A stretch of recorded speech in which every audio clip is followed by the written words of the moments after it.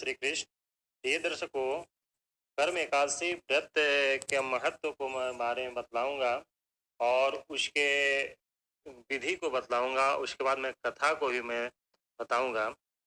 भाद्रपद में शुक्ल पक्ष की एकादशी तिथि को कर्म एकादशी के नाम से जाना जाता है। इसमें यह व्रत को मनाया भी जाता है। इस एकादशी को व्रत के रूप में जानते हैं। इसका नाम है पद्मा एकादशी और ये पद्मा एकादशी को परिवर्तनी एकादशी के नाम से भी जाना जाता है।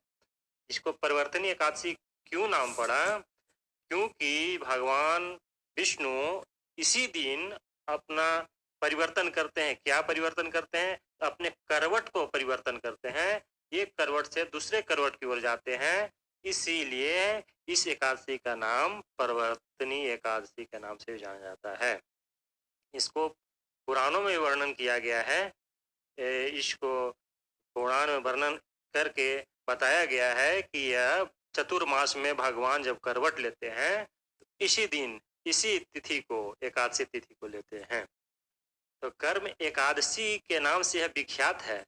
यह एक प्राकृतिक पर्व भी माना जाता है और भाई बहन का पर्व की संज्ञा भी दी गई है। इसको मान्यता है कि बहन अपने भाई को सुख एवं समृद्धि की कामना करती है। कामना इसी दिन वो कामना करती है कि मेरा भाई सुखी रहे, समृद्धि रहे और वह पूर्ण रूप से सुख प्राप्त हो उसको। एकादशी के एक दिन पहले शुद्धिकरण करना चाहिए, शुद्ध सात्विक भोजन करना चाहिए और मसूर का दाल सब्जी में बैगन का सेवन न करें। व्रत के दिन गर्म फलाहार या पेय पदार्थ को ग्रहण नहीं करना चाहिए। यह इसी पुराणों में मान्यता है। इस दिन पूजन के समय स्नान करने के बाद शुद्ध आसन पर बैठ करके शुद्धिकरण करना चाहिए। भगवान गणेश और गौरी का पूजन करना चाहिए। इसके बाद कलश को वरुण देव का पूजन करना चाहिए।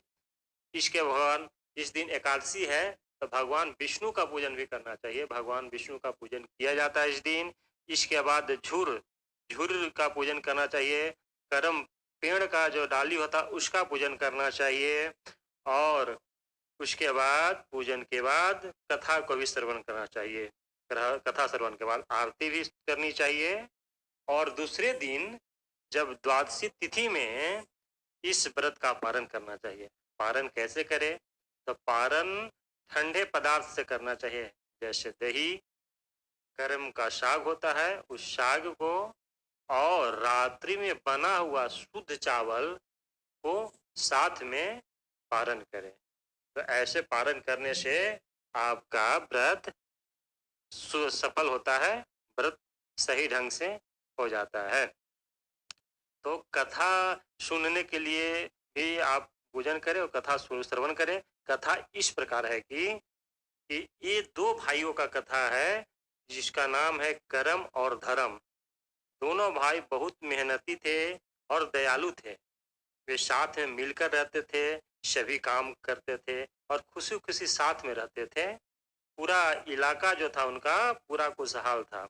इसमें कहीं कोई किसी प्रकार का दिक्कत नहीं थी, किसी प्रकार का असंतुष्टि नहीं थी। उस समय एक समय ऐसा आया जब कर्मा का विवाह हो गया। उसका विवाह होते ही उसमें दुर्दिन आना स्टार्ट हो गया। क्यों दुर्दिन आया? उसकी पत्नी जो थी वो बहुत ही अधर्मी थी, अधर्मी स्वभाव था, कर्कशा थी और दूसरे को परेशान करने वाले विचार रखती थी। ऐसा विचार था उसको कि लोग परेशान हो जाएं। और जब भोजन बनाती थी चावल का जो पानी होता है यानी मांड कहते हैं उसको, उस मांड को धरती पर ही गिरा देती थी और जिससे इसको देख करके कर्मा को बहुत दुख हुआ और बहुत दुखी होता था। धरती माँ की पीड़ा से वह बहुत दुखी था और घर से चला गया। कर्मा को जाते ही सभी का भाग रुष्ट हो गए। सभी का भाग रुष्ट होने से वहां दुर्दिन आ गए और दिन जो बहुत अच्छे चल रहे थे बिल्कुल ही खराब दिन वहां पर व्यतीत होने लगे और वहां के लोग सब दुखी रहने लगे। दुखी जब रहने लगे तो इस बात को देख करके कर्मा के भाई धर्मा को बहुत ही परेशानी हुई। वह लोगों को परेशान देख करके बहुत परेशान हुआ और वह अपने भाई को खोजने के लिए निकल पड़ा। कुछ दूर जाने पर उसे बहुत प्यास लगी। आस-पास में पानी नहीं था, दूर-दूर तक पानी दिखाई नहीं दे रहा था। तब बहुत दूर जाने के बाद देखा कि वहाँ एक नदी है, जिसमें नदी में पानी नहीं है। पानी नहीं है, तो नदी से जब धरवा पूछा कि पानी क्यों नहीं है, तो नदी ने कहा कि जब से कर्मा यहाँ से चले गए हैं, तब से यहाँ का पानी सूख गया है, यानी पानी है ही नहीं यहाँ पर। अगर वे मिल जाएं, तो उनको बतला देना और उसका उपाय भी पूछ लेना। तो धर्मा जब उस बात को सुनकर आगे बढ़ा, तो आगे जाने के बाद एक आम का वृक्ष मिला। उसके सारे फल जो थे उसमें कीड़े लगे हुए थे। वे खाने लायक बिल्कुल नहीं थे, उसमें कीड़े लगे हुए थे।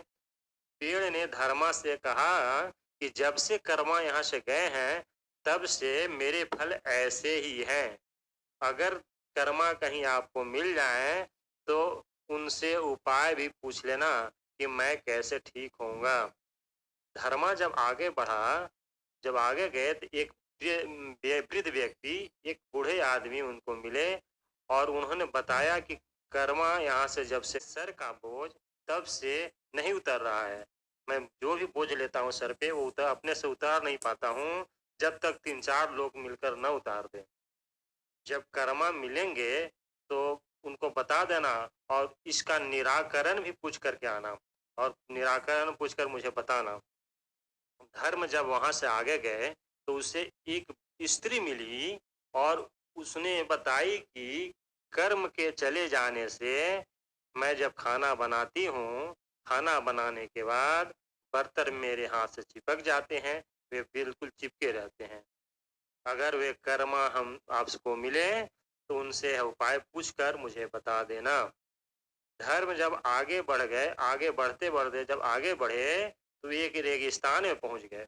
रेगिस्तान में पहुँचने के बाद उन्होंने देखा कि कर्मा वहाँ धूप और गर्मी से परेशान हैं। उनके शरीर में फोड़े पड़े हुए हैं, बहुत से फोड़े पड़े हुए हैं, बहुत व्याकुल हैं।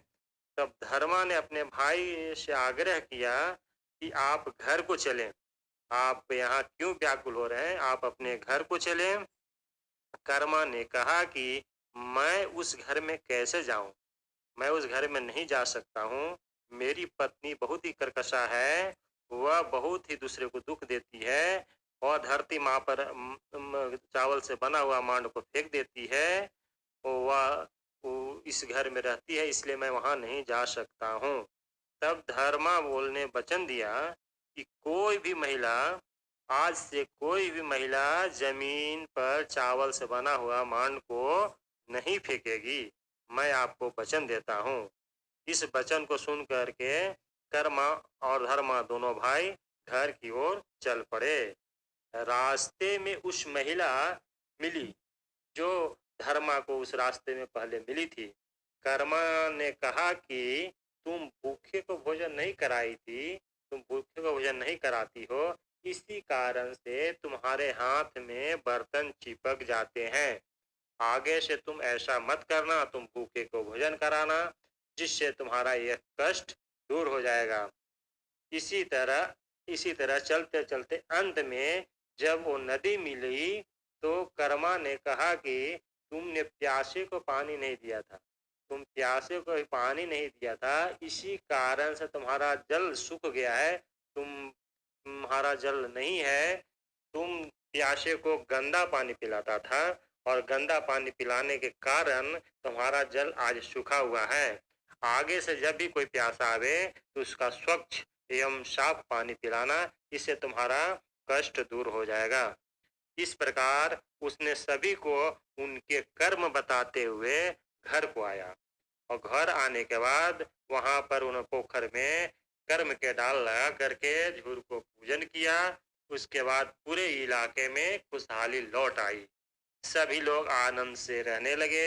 उसी को याद में आज कर्मा पर्व मनाया जाता है और यह कर्मा पर्व मनाने के बाद, कथा सुनने के बाद आरती भी किया जाता है।